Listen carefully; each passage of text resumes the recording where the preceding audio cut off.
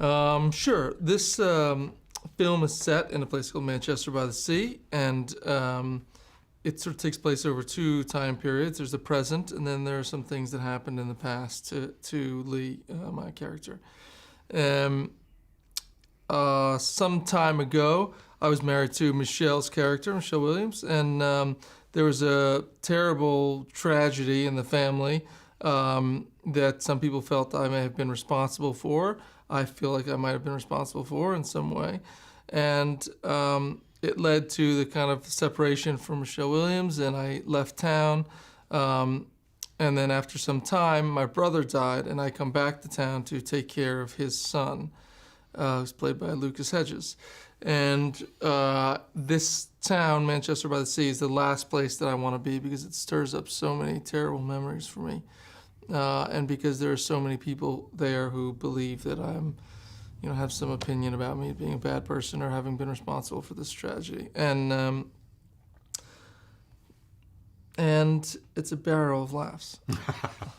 Oh, that was the best. Many days I would come to set, and it would be there'd be really hard scenes, really heavy subject matter, and it was you spend most of the day feeling sad, and then you come back and do it again. And then there were moments when, mostly as you point out, with Lucas Hedges and a few with Michelle Williams, where it was really funny. The writing is great. It's very sharp.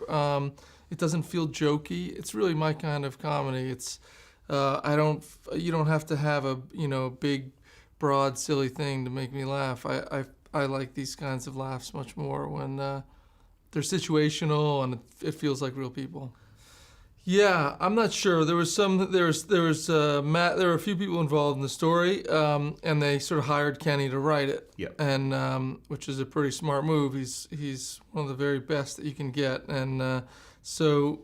He came on and they had just a seed of an idea, and then he wrote something, really extraordinary. I know. I don't think he's ever been there.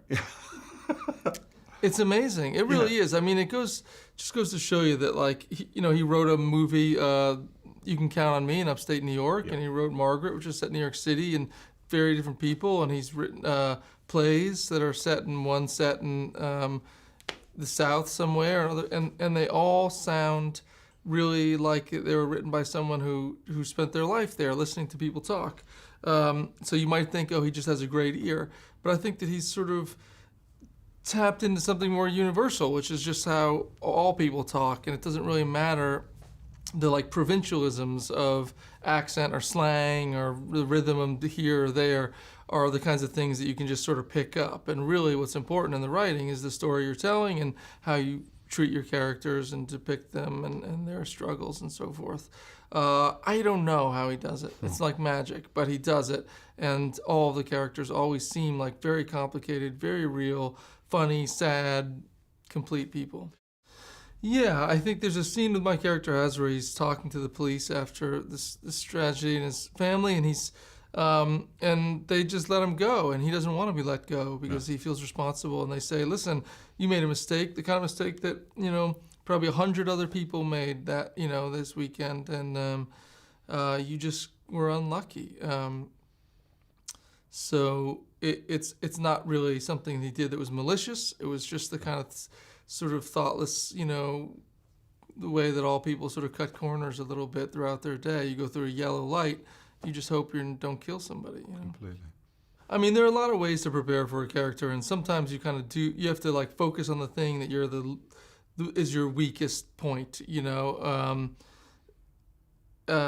So if I were playing someone who had spent 10 years living in the Amazon, well, I'd better go there and figure out how to survive in the Amazon. In this case, I knew the area. I didn't have to go and spend time there. I knew the accent. I knew sort of how people lived and so forth. And as you point out, I had this incredibly well-written blueprint, and I could rely on the text. I knew that it worked. I knew that that they weren't going to find holes in the logic of the story or the scenes or the character. So the only thing that I had to do was kind of show up on set and be able to be in the right emotion, be feeling the right thing in a believable way. So that if my scene that day is to go and and go make sure that my brother's body, that's my brother, and say goodbye to the body and so forth. That I'm, sounds sort of stupid, but I'm not in a sort of like, good mood. You got to show up there, and you got to be ready to sort of be upset and have it be believable and real. So in some cases, in some way, it was a very easy job for me because I could just have to focus on that one thing. I had total faith in Kenny. I knew that all the other actors were great. I just had to sort of be able to inhabit the emotion of the character. Hello, this is Lee. 兄の突然の死。 Well, I can't be his guardian. Well, your brother provided for your nephew's upkeep. I think the idea was that you would relocate. Relocate to where? Well, if you Here? look... 戻ってきた。忘れたかったこの街へ。 Where are we going, to the orphanage? Shut up. Get in the car. Can't obey your orders until you unlock the door. So that's the Lee Chandler. I'm just a backup. Lee, nobody can appreciate what you've been through. 心に突き刺さったままの壮絶な過去の悲劇とは。 I said a lot of terrible things to you. My heart was broken, and I know yours is broken too. No, you don't understand. There's nothing there.